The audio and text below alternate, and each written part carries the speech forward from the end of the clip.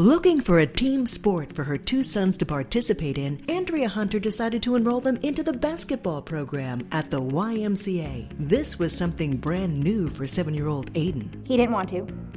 He had some bad experiences with other kids playing basketball, and so basketball was just off the table for him completely. He wasn't going to do it. He had a bad taste in his mouth, and he just hated the whole idea. We were sitting here, and I was looking at the program card, and I was like, well, there's basketball, and it's both age groups, and they can both play, and that's what's going to happen. So I told Aiden, I said, listen, I'm not going to keep your brother out of basketball. He really wants to play, and you're going to play too. And I said, I'll make you a deal.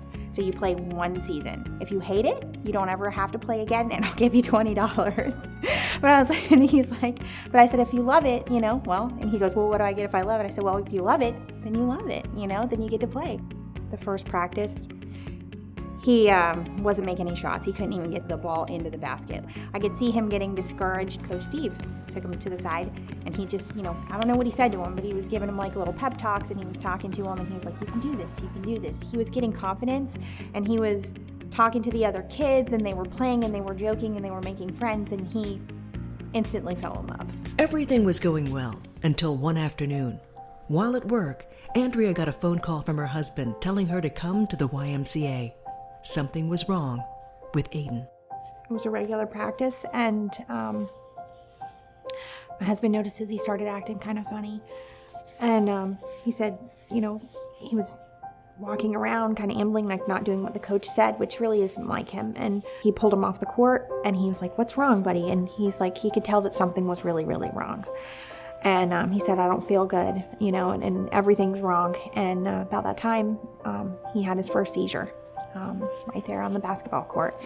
Tim stayed with him, and Coach Steve was praying over him. And by the time that I got there, he still wasn't able to walk or stand, and he wasn't able to look at me, and he didn't really know what was going on. They called 911 from here, and they took him to Shands and did a whole workup on him. And as it turned out, he has epilepsy, and that just happened to be his first seizure. Where the Y comes into that is not only that just he had his seizure here, but we were afraid, we were just at the point where the kids were really starting to love it here. And, like Aiden,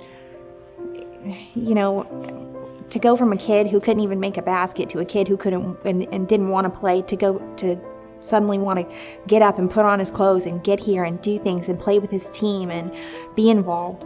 It was a huge thing for us, and I was afraid that, the Y wouldn't want us back. The very next practice that Aiden was back, they had a hat for him with Michael Jordan on it, and they were like, are you ready to play, buddy? They didn't treat him any differently. They wanted to know it was safe, making sure that he had clearance from his doctor, his neurologist, and everything, and they said it was fine, and so no one has ever treated him any differently. We've since played 4 seasons, and I've seen such huge changes in these kids. Last season, we had a 6-point game, which is a huge thing for him, and he's making 3-point shots. There was one, it was a 3-point buzzer beater, come down to the wire, and the kids ran out on the court. They ran out on the court, they picked him up, and they carried him off the court. And for a kid to get carried off a court, that's magic. That doesn't happen every day. This place is a blessing for us, and we're gonna stay. Obviously, we're gonna stay. Coach after coach, if we have to, and year after year. They wanna play, they're gonna play.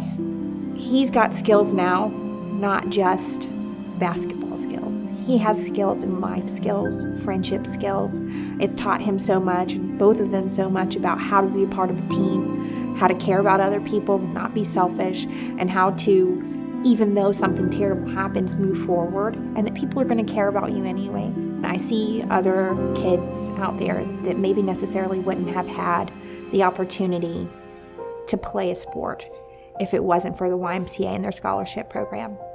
It was invaluable to us, and I know that it would have value for other people. If one person is able to sponsor one kid, to give one kid that opportunity, they can make a difference in their whole life.